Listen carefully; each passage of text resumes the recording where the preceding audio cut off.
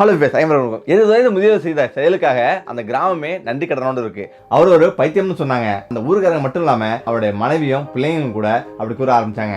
அதை வெட்டுவதற்கு அந்த முதியவர் போவாரு. அப்படி என்னதான் அந்த முதியவர் செஞ்சாரு? ஏன் அந்த ஊர் முழுவதும் அவரை வெறுத்தது? அவரை பைத்தியம்னு ஏன் முத்திர குத்துறாங்க? அந்த மாநிலத்து முதல்வரும் அவர் வந்து சந்திக்கிறாரு. அது மட்டும் இல்லாம மகேந்திரா குழுமத்தின் தலைவர் ஆனந்த் மகேந்திராவும் அவர் வந்து சந்திக்கிறாரு. ஏன் அவரை சந்திச்சாங்க அப்படின்னு தெரிஞ்சாவே நீங்க ஆச்சரியப்படுவீங்க. சரி, அந்த முதியவர் யார், அவருடைய கதை என்னன்னு பார்க்கலாம். ஃப்ரெண்ட்ஸ், யாராவது ஏதாவது சாதிக்க நினைச்சாங்கன்னா கடினமா இருந்தாலும் அதை செய்து முடிக்காத வரை அவங்க ஓய மாட்டாங்க. ஆனாலும் மற்றவர்களுக்காக சில நல்லது செய்யறவங்க ரொம்ப குறைவு. அப்படிதான் இவரு எந்த ஒரு பிரதிபலனும் பார்க்காம எந்த ஒரு சுயநலமும் இல்லாம செஞ்ச செயலு அந்த கிராமம் மட்டும் இல்லாம அந்த மாநிலத்தையே அதிர வச்சுது. இதெல்லாம் சொல்றதுக்கு காரணம் அந்த முதியவருக்கு வயது 70. அவருக்கு முதுமை காரணமா அவரால் தற்போது முடியலனாலும் அவர் தன்னுடைய பணியை தொடர்ந்து செய்யறாரு. அவர் வயதுல உள்ளவங்க எல்லாரும் படுத்த படுக்கையா இருந்திருப்பாங்க, ஓய்வெடுப்பாங்க. ஆனா இவர் அப்படி கிடையாது. இவருடைய வேலையை தினந்தோறும் விடாம செஞ்சுட்டே வர்றாரு. அதுதான் அவருடைய ஊர் நலனுக்காக மிகப்பெரிய ஒரு ரிஸ்க் எடுத்து இந்த வேலை செய்யறாரு. ஆனா அந்த பணி அவருக்காகவும் மனைவி பிள்ளைங்களுக்காகவும் பயனற்றதாவே இருக்கும். ஆனாலும் அந்த ஊருக்கே நல்ல ஒரு விஷயம் என்னன்னா, பீகார் கயா என்ற மாவட்டத்தில் உள்ள கோதிலா என்ற கிராமத்துல ஒரு ஏழை மனிதர் இருக்காரு. அந்த கிராமத்துல 750 பேர் வரலையும் வசிக்கிறாங்க. இந்த கிராமம் மக்கள் வசிக்கும் இடமா அப்படின்னு கூட நீங்க கேட்பீங்க. அந்த அளவுக்கு அங்கு தண்ணீர் பஞ்சம் அந்த அளவு இருக்கு. இது அங்குள்ள சிட்டில இருந்து 60 கிலோமீட்டர் தொலைவுல உள்ள இருக்கு. அங்குள்ள பெரும்பாலான மக்கள் எல்லாருமே மண் குடிசையில தான் வசிக்கிறாங்க. இந்த கிராமத்துக்கு செல்வதற்கு சாலை கூட கிடையாது, ரோடு கூட கிடையாது. எல்லாருமே கடமுடான பாதையில சென்றுதான் அங்க போய் சேரணும். முக்கியமா மிகவும் குறைஞ்ச அளவு தண்ணீர் இருக்கும். அது மட்டும் இல்லாம பருப்பும் மக்காச்சோளம் மட்டுமே அங்க விளையுது. அந்த பயிர்களை மட்டுமே விளைவிக்கிறாங்க. அதுவும் வருஷத்துல மழை பெய்யும் போது மட்டும் அதை விதைப்பாங்க. அப்படி இல்லைன்னா அங்க விதைக்கிறதுக்கு எந்த ஒரு தண்ணீரும் கிடையாது. அந்த அளவுக்கு அங்க காஞ்சி போயிருக்கு. மழை பெய்யும் போது மட்டுமே அங்க தண்ணீர் இருக்கும். அங்க வேற எந்த தண்ணீரும் கிடையாது. முக்கியமா மக்கள் பயன்படுத்துறதுக்கு குடிக்கிறதுக்காக மட்டும் 2 கிணறு இருக்கு. அதை விவசாயம் பண்றதுக்கு தண்ணீர் இல்ல. அந்த கிராமத்துல வாழ்வது ரொம்பவே கடினம் அப்படின்ட்டு நிறைய மக்கள் நகரத்தை தோண்டி இடம்பெயர ஆரம்பிச்சாங்க. ஒரு பின்னாடி ஒருவரா புறப்பட்டிருக்காங்க. ஆனா அந்த கிராமத்துல லாவங்கி புயா என்ற 70 வயது பெரியவர் ஒரு முதியவர் இருந்தாரு. அவரு நல்ல வயதாக இருந்த போது அவருக்கு 40 வயசு ஆகும் போது அவருக்கு நிலங்கள்லாம் இருக்கு.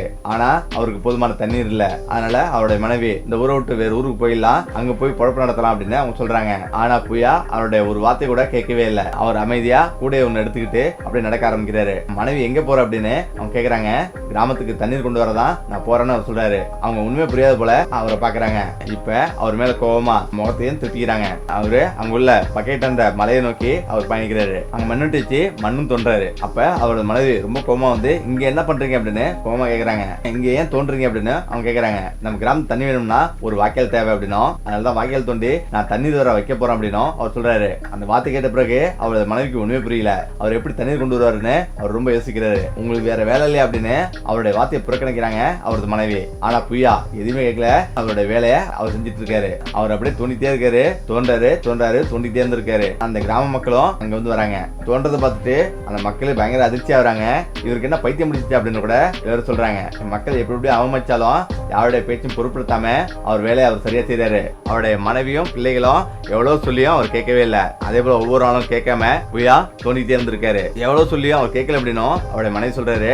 ஆனாலும் அவருக்கு எப்படியாவது தனது கிராம மக்களுக்கு தண்ணீர் கொண்டு வர வேண்டும் அப்படின்னு அவர் தோண்டிட்டே இருந்திருக்காரு. ஆனாலும் அவரு சோறு சாப்பிடலனாலும் கிழங்கு சாப்பிட்டு தான் தோண்ட ஆரம்பிக்கிறாரு. சில நேரங்கள்ல அவருக்கு பேய் பிடிச்சிச்சு அப்படின்னு சூனியக்காரர்கள் தான், அதாவது மந்திரவாதிகள் தான் அழைச்சிட்டு போகலாம். ஆனா எந்த பலனும் இல்ல. கிட்டத்தட்ட 30 வருஷங்கள் இப்படியே தோண்டிட்டு இருக்காரு. அவருடைய மகன்களும் வேலைக்காக வேற ஒரு இடங்களுக்கு போயிடுறாங்க.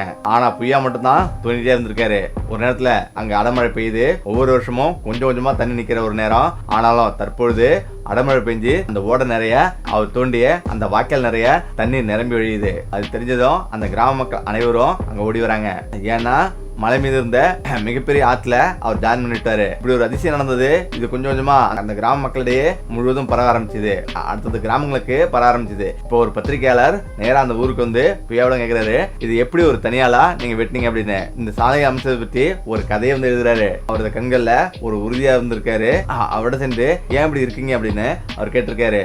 அவர் பிறகு இது தண்ணீர் எப்படி இருந்தது, இந்த ஆறு எப்படி இருந்தது, இத்தனை வருஷம் நம்ம எல்லாருமே சொம்பலாம் அவங்க வேலையை அவங்க பார்த்திருந்தா இந்த தண்ணீர் வந்திருக்குமா, இது வந்து எனக்காக மட்டும் இல்லாது எனக்கு பிறகு உள்ள சந்ததிகளுக்காக அவங்களுக்கு நான் உருவாக்கணும்னு சொல்றாரு. ரிப்போர்ட்டரும் ஆச்சரியப்பட்டு மொழிபெயர்ப்பு செஞ்சு அதை உடனடியா ஹிந்தி பேப்பர்லயும் இங்கிலீஷ் பேப்பர்லயும் வெளியிடுறாங்க. நீர்ப்பாசன ஆய்வறிக்கையில இருந்து இந்த செய்தி பிரபலமா ஒளிபரப்புது. ஆரம்பத்துல இருந்து இது புயாவில ஒரு மனிதனால் தோன்றப்பட்ட கால்வாய் அப்படின்னும் அவங்க சொல்ல ஆரம்பிக்கிறாங்க.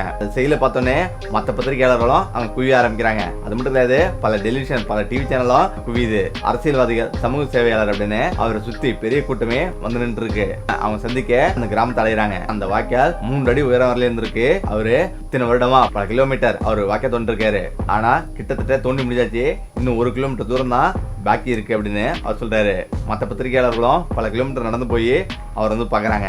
பார்த்துட்டு எல்லாருக்குமே ஆச்சரியம். இப்ப இந்த செய்தி அனைத்து டெலிவிஷன்லயும் வர ஆரம்பிக்குது. இந்த செய்தி எங்க பரவுனதும் பீகார் மாநில நீர்வளத்துறை அமைச்சர் சஞ்சய் சாய் இதை பார்த்தாரு. அவர் இதை பார்த்து அவர் செய்த இந்த மகத்தான செயலு அனைவருக்கும் தெரியுது.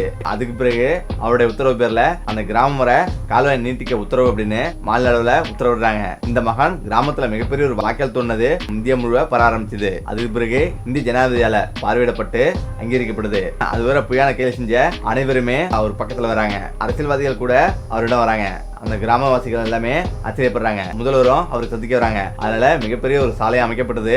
இந்த அத்தனை செய்தியும் நியூஸ்ல பரவுது. இப்பதான் டாயரோட ஷோரூம்ல இருந்து ஒரு அழைப்பு புயாவுக்கு வருது. புயாவும் வெள்ளையாட அணிஞ்சு அவர் போறாரு. அவருக்கு ஒரு புதிய மகேந்திர டிராக்டரும் பரிசளிக்கப்படுது. இதுக்கு மகேந்திர குடும்பத்தின் தலைவர் ஆனந்த் மகேந்திரா உண்மையிலேயே புயாவுக்கு என்னுடைய மகிழ்ச்சியான பரிசு அப்படின்னு அவர் தெரிவிக்கிறாரு. இப்படி ஒரு கிராமத்துக்கு வாய்க்கால் தோண்டி தண்ணீர் கொண்டு வந்த அந்த புயாவுக்கு தான் ஒரு டிராக்டர் பரிசா கொடுக்க விரும்புவதாகவும் அவர் சொல்றாரு. இது ஒரு ட்வீட் மூலம் அவர் தெரிஞ்சிருக்காரு. புயாவுக்கு அவர் ஒரு டிராக்டரும் பரிசளிக்கிறாரு. அதனால புயாவோட உறவினர்களும் கிராமத்து மக்களும் அதை பார்த்து பிரமிச்சு போறாங்க. அவரு எத்தனை பிரச்சனை வந்தாலும் எத்தனை அவமானங்கள் சந்திச்சாலும் விரும்பிய பணியை அவர் அடையாளர்லயும் அவர் கடுமையா உழைச்சது மக்களுக்காக அவர் செய்த தியாகம் மிகப்பெரிய ஒரு தியாகம் இல்லையா? அதுக்கு பிறகு இந்தியா முழுவதும் அவரை செய்தி பரவ ஆரம்பிச்சது. உண்மையிலேயே ஒரு புதிய ஒரு விஞ்ஞானி தான்.